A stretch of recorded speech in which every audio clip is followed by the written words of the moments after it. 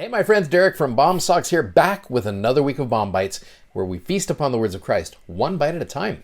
So this week's Come Follow Me is kind of interesting. It's only 3 chapters. It seems like we've gone, the last few weeks have been like, we're covering this book and jumping all over the place. This week, 3 chapters. You got 1 Kings 17, 18, and 19.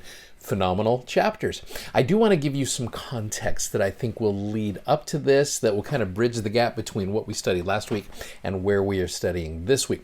So I want to give you a little review of our last couple weeks of Bomb Bites. Now let me show you this picture right here. You have got Israel and you've got Samuel the prophet. We're rewinding all the way back. So here's where you have the children of Israel saying, make us a king so that we may be like all the nations. You remember how we talked about that? So Samuel, bad idea, guys. Go read chapter 8 of my first book. I mentioned to you that that chapter is a pivotal point in the Old Testament. It should explain a lot. We want someone to fight our battles. Seriously, I have a much better idea. In fact, I know a guy. That guy's name is Jehovah, by the way. We don't care. You're old. Make us a king. And then you got these 2 guys in the background. Oh dear, something tells me that the next 300 years aren't going to be pretty. Maybe we should say something. And then, of course, I'm sure this was in there. Nah, they won't listen anyway. Plus, Derek from Bomb Socks is going to need some material for his Bomb Bites for this week. I'm sure that's in there deep in the scriptures somewhere. Yep. Well, here's the problem. We went with Saul, David, and Solomon. Okay, we talked about these guys. And they started off great and then tanked it so far. If you're keeping score, we went 0 for 3 on kings that have done well for Israel, as far as just being that example of goodness and what a king really should do. Hey, if all kings were like King Benjamin in the Book of Mormon, oh gosh, bring us a king. Let's do this. He knew how to be a king. In fact, there is a chapter in the Old Testament, it's in Deuteronomy 17, where it does tell you, hey, look, if you're going to have a king, this is the type of king that you should have, and this is how he should be. But rarely does that happen. In fact, the opposite happens. I look at section 121, verse 39 of the Doctrine and Covenants, and here is generally what happens when there is some kind of king. Now, this is when Joseph Smith was in Liberty Jail, and he was talking about really some of the main reasons that he and some of these other leaders of the church were in Liberty Jail. We have learned by sad experience that it is the nature and disposition of almost all men, as soon as they get a little authority, as they suppose, they will immediately begin to exercise unrighteous dominion. And we saw that with our 3 kings of Saul, David, and Solomon. Well, this whole king idea continues with these 2 gentlemen right here. You have got a guy by the name of Jeroboam, and you've got a guy by the name of Rehoboam. Now, let me just give you a little bit of context on who these guys are. So if you go to 1 Kings 11, verses 28 to 31, and the man Jeroboam was a mighty man of valor, and Solomon, King Solomon at this time, seeing the young man that he was industrious, he made him ruler over all the charge of the house of Joseph. Now, you've got the prophet Ahijah. We don't know a ton about him, but there's a garment that is rent into 12 pieces representing all of the tribes of Israel. Verse 31, he said unto Jeroboam, take thee 10 pieces, for thus saith the Lord, the God of Israel, behold, I will rend the kingdom out of the hand of Solomon and will give 10 tribes to thee. So 10 tribes going to Jeroboam. Now, if you're going over to the other guy, Rehoboam. Now, Rehoboam's an interesting guy. He is actually the son of Solomon. Down at the end of chapter 11, verse 43, it says that Rehoboam, his son, reigned in his stead. Then you get to chapter 12. It says, Rehoboam went to Shechem, for all Israel were come to Shechem to make him king. So here is the guy who is the, I guess if you're looking at the heir to the throne, you have got the son of Solomon here. Verses 4 through 8 are very interesting. Thy father made our yoke grievous. These are the people talking to Rehoboam. Thy father hath made our yoke grievous. Now therefore make thou the grievous service of thy father and his heavy yoke which he put upon us lighter, and will serve thee. And he said unto them, depart yet for 3 days, come then unto me. And the people departed.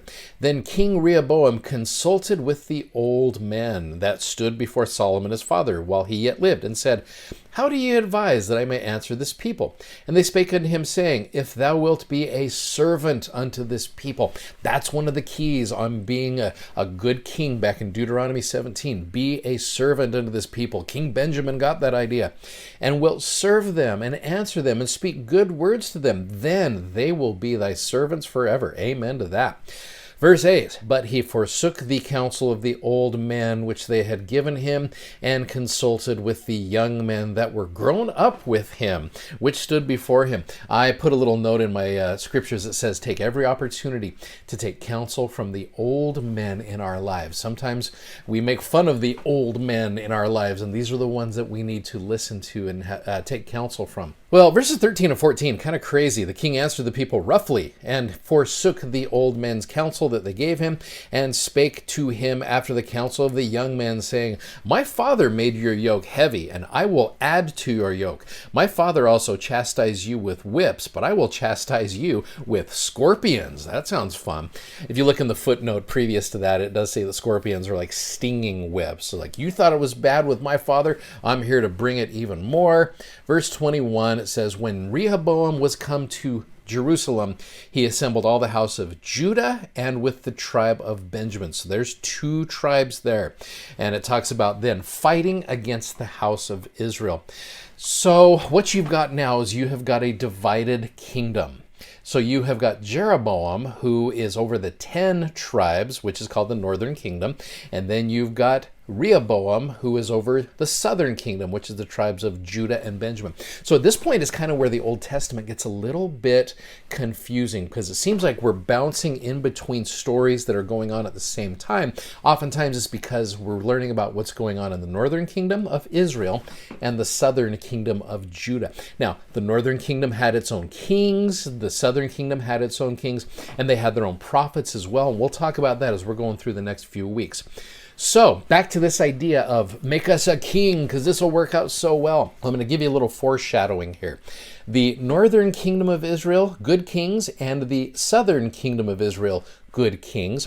Now, this is kind of the way it plays out right here, the next several hundred years. Good kings in the northern kingdom, we go 0 for 19, okay? The southern kingdom, good kings, well, you do a little bit better with 5 out of 20. So you're about a 25% rate there. You put those together, you are 5 for 39, and we've already gone 0 for 3. This is not good, folks. So here's what's interesting. The question is why? Why do things not go well for the kingdom of Israel and the kingdom of Judah? Well, here's a whole bunch of verses that teach the same concept. In fact, I'm going to take you just to the first one, which is 1 Kings 14, verse 16. And it says, and he shall give Israel up because of the sins of Jeroboam, who did sin and who did make Israel to sin. In fact, every single one of these verses here I gave you do talk about what's called the sins of Jeroboam. So what are the sins of Jeroboam? Well, look at 1 Kings 12, 28 to 31, and you'll see very quickly, and this shouldn't surprise you at all. Whereupon the king took counsel, made 2 calves of gold, and said unto them, is it too much for you to go up to Jerusalem? Behold thy gods, O Israel, which brought thee out of the land of Egypt. So you can see that the problem here in the sins of Jeroboam, and every single chapter, every single verse that I gave you talks about this, and it is idolatry. Okay, now you're going to see here as we're doing this, that people have not been much different over the years. Humans that are on this earth have a propensity for idolatry. I really believe that. In fact, I saw this. I mean, it's a good thing we don't have that problem, right? Well, here's a little comic I thought was interesting. As you see these folks in heaven, most of the new arrivals seem incapable of conversation. They just stare at their hands in despair as you've got bowing down to idols. In reality, you've got charge me, give me Wi-Fi, new email, read, answer this call, restaurant, check in. Yes, master. We have that going on. And I'm not trying to say phones are bad. And you guys know that. You know that. It's not the phone that's the problem. It's not the thing that is the problem. It's our worship of that thing. And I really think, again, you're going to see this was the big problem that happened. And you're going to see this all through the Old Testament from this point forward. You saw it previous to this back in Exodus where Moses goes up to the mountain and Aaron and everybody's like, let's make an idol. This is something that I think we have the propensity to do that, which is why I'm so grateful for prophets and apostles that are constantly trying to get us and steer us away from the tugs and pulls of the idolatry of the world and to focus on Jesus Christ. And so you're going to see these prophets in the Old Testament doing the same thing to try to get the kingdom of Israel and the kingdoms of Judah to focus on Jesus Christ, to focus on Jehovah. And as they do that, just like we do that, we will be able to find true power in our lives. And I know that's true. Thanks for watching. Thanks for subscribing. And thank you for sharing these messages. Grateful that you do that. If you haven't already, go check out our amazingly comfortable gospel theme socks at bombsocks.com. Godspeed, and we'll see you tomorrow. Bye-bye.